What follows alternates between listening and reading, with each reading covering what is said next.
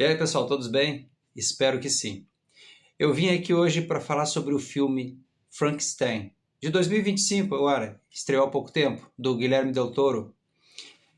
Eu quero falar desse filme porque eu percebi finalmente, depois de assistir diversas versões, e até de ter lido uma versão do livro, né, da história escrita, eu não tinha percebido um detalhe que dessa vez eu percebi e quero, claro, compartilhar com vocês. Porque eu acho muito válido quando... Sempre que eu descubro alguma coisa que eu acho interessante, eu já fico louco para vir aqui e compartilhar com vocês. Detalhe, vai ter spoiler. Quem ainda não assistiu e não quiser ouvir ou saber de spoiler, é melhor só dar o seu like, compartilhar e não assistir. Vamos lá. O filme começa com um navio preso no gelo. Esse navio está indo para o Polo Norte e o capitão desse navio ele é muito determinado. Ele está ali forçando a tripulação a que eles quebrem o gelo para libertar o navio e continuar a viagem em direção ao Polo Norte. Ele não quer voltar, apesar de todas as dificuldades da viagem. Visivelmente os homens estão cansados, querem voltar, mas o capitão ele é irredutível. Ele quer chegar ao Polo Norte. Ele está determinado a isso. E aí, de repente, acontece uma explosão, aí eles encontram lá o Victor Frankenstein, e na verdade é a partir desse ponto aí que ele começa a contar a história, eles resgatam o Victor, né? E é a partir desse ponto que o Victor começa a contar a história de como foi que ele chegou ali e tudo que aconteceu até ali. O Victor, ele mostra um pouco da infância dele, né, com a relação que ele tinha com o pai dele, que não era uma das melhores. Na verdade, era bem ruim a relação deles. E como essa relação influenciou ele para ele buscar ser melhor que o pai dele como médico. Ele queria superar em todos os aspectos o pai dele. E aí ele luta para dar vida a tecido, né? A história do Frankenstein, todo mundo conhece. O Victor ele é muito determinado, muito obstinado. Ele coloca esses estudos dele à frente de qualquer outro aspecto da vida dele. E ele consegue, ele cria então, dá vida à criatura, né? Chama de criatura, ou nas versões aí que a gente já conhece, o monstro de Frankenstein. E o Victor ele tem uma relação tão ruim com a criatura quanto o pai dele tinha com ele, de bater, de deixar acorrentado, né, de maltratar, de não ter paciência, porque quer resultado. Na verdade, ele está refletindo ali aquela relação do pai dele, ele está refletindo com a criatura. E chega um momento que ele decide pôr fim a tudo. Ele toca fogo no castelo, lá no laboratório onde a criatura está. E nessa situação toda aí, a criatura consegue fugir. Aí corta e mostra como é que foi a vida da criatura também, né? A criatura conta a história do ponto de vista dela, porque ela conseguia sim pensar, ela conseguia raciocinar, ela conseguiu se desenvolver. Inclusive ela viveu ali com um senhor, né, que era cego, que foi a única pessoa durante a história dela que tratou ela como uma pessoa, tratou a criatura como pessoa, né, não como um monstro, que cativou a criatura, que viu a criatura como um amigo. E tem uma frase muito interessante que eu acho que dá todo o contexto ali do filme, ou da mensagem do filme, que é que esse senhor fala para a criatura, que é a seguinte, ele diz o seguinte: perdão, perdão é a verdadeira medida da sabedoria. Saber que foi ferido, saber por quem foi ferido, e escolher deixar tudo para trás. A criatura não tem mais ninguém agora, e ele lembra do que aconteceu com ele, do jeito que ele era tratado pelo Victor, e ela começa então, a criatura, inicialmente ela vai buscar o Victor para que o Victor faça uma outra criatura semelhante para ser a companheira dela, porque a criatura descobriu que não morre, não consegue morrer e não pode viver sozinha.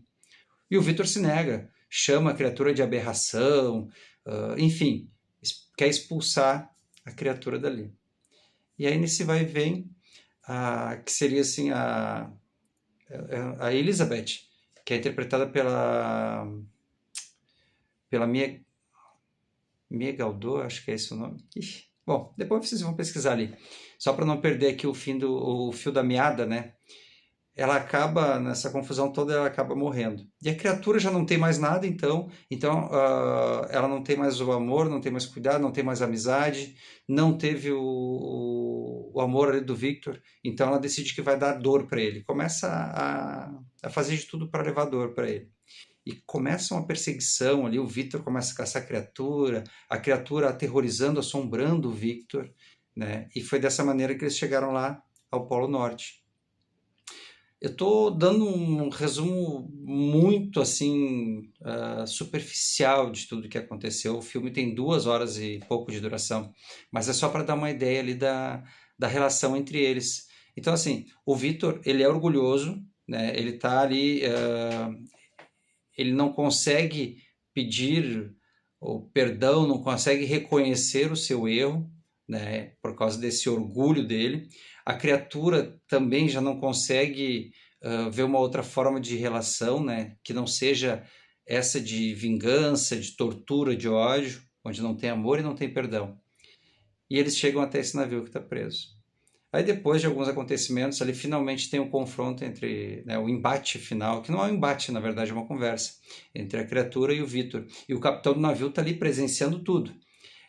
E então o Victor Frankenstein, percebendo assim, finalmente, à beira da morte, ele percebe tudo que ele fez e ele se arrepende. E ele pede perdão para a criatura. E a criatura, que finalmente se vê reconhecida como um ser que pensa, que sente, né, pelo criador dela, o pai dela, que seria o Victor, ela então perdoa o Victor. E assim os dois conseguem de alguma forma se libertar daquele peso, daquelas correntes que esse orgulho, que essa obstinação que os dois tinham, que era idêntica nos dois, eles conseguem se libertar.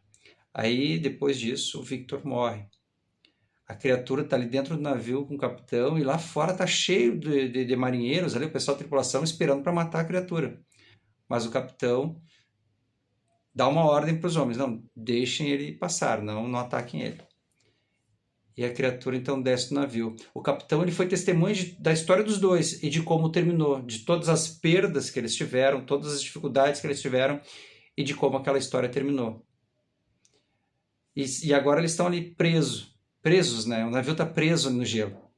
A criatura vai até a frente do navio, acho que é a polpa, né? Não, a proa, desculpa, vai até a proa do navio e com a força dela, como ela tem uma força descomunal, ela empurra o navio, conseguindo libertar o navio do gelo. Finalmente o navio está solto. E aí a primeira ordem que o capitão dá é içar velas e voltar para casa.